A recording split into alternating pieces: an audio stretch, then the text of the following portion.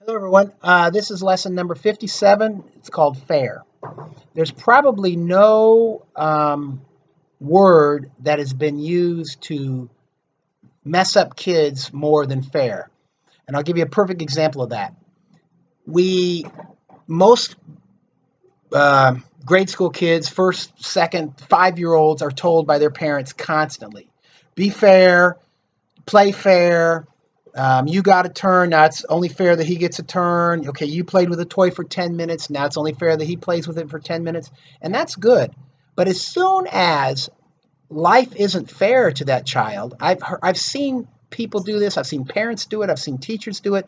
As soon as the kid says, "Hey, I didn't get a turn," or "Hey, he took my toy," or he got 3 rides on the Ferris wheel, the parent, the adult will say to the kid, "Well, life's not fair." That is the most screwed up programming to do to a child imaginable. And there's two things going on in the adults who are brainwashing these kids, and I mean brainwashing in a good way, because we brainwash our kids either positively or negatively. But and you have to be careful about it. When an adult is training children, you do want them to be fair. You want them to live as fair as possible. And life isn't fair because you might be a farmer and you planted your seeds and you did it right and it just didn't rain and you go bankrupt. You might invest all your money in a business and that business went belly up. You might have invested a bunch of money in Blockbuster Video right when it was going under, or whatever it happened to be. So life isn't fair. We spend all our time preaching to be fair, and the two don't really fit together well. So this is something you want to, maybe you might even want to deprogram yourself, or at least reach a catharsis idea about it, because life isn't fair.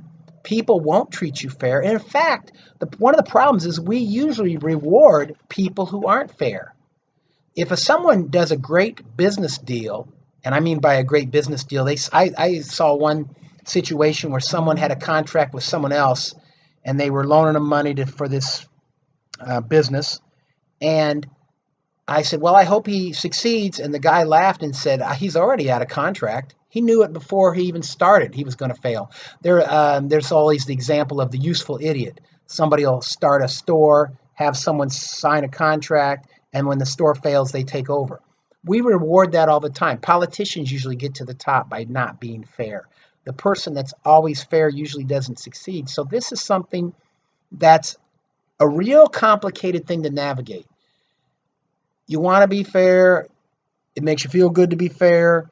It's more, you're more of a whole human being when you're fair, but the world isn't. So you have to do this. You have to be on guard of everyone else trying to manipulate you and not treat you fair, and be aware of that while you have this core being, this core training, this before your little brain ever got its first wrinkle as a child, when you were programmed to be fair, to be fair, to be fair. And then you're thrown out into the world where life isn't fair and the world isn't fair and the other kids aren't treating you fair.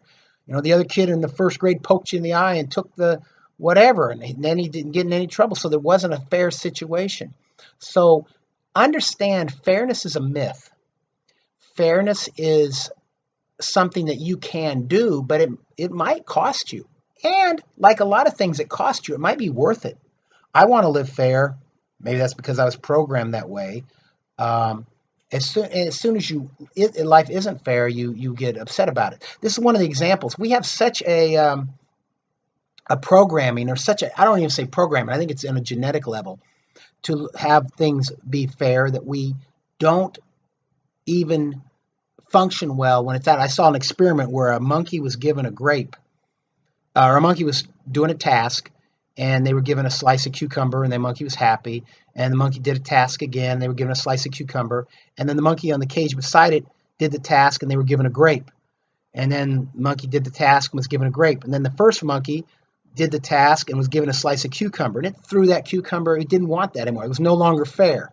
It was happy with the cucumber as long as that was the reward. But now suddenly this monkey got a reward that the other one didn't. Now think about that.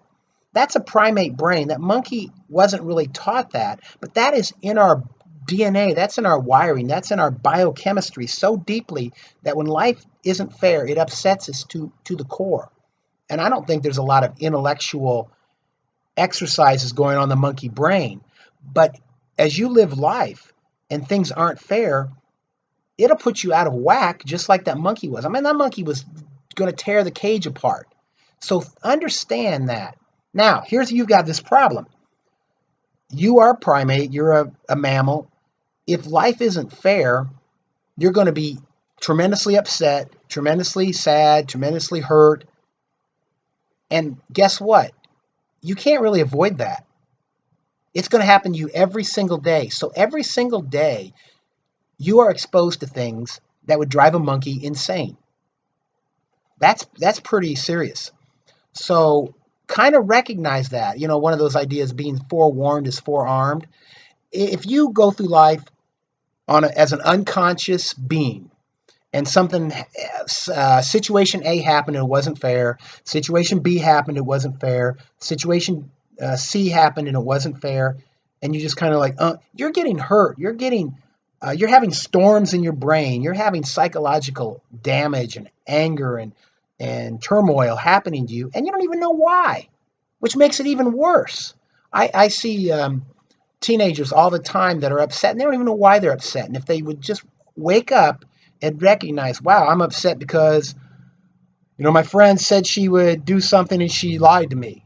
And my other friend did this and they treated me unfair. And this one. And then if you just recognize, oh, that's why I'm upset, that takes a lot of the anger and away from you. Those are real important. So we have a dilemma, a problem, we have two things crashing. We have two trains crashing into each other.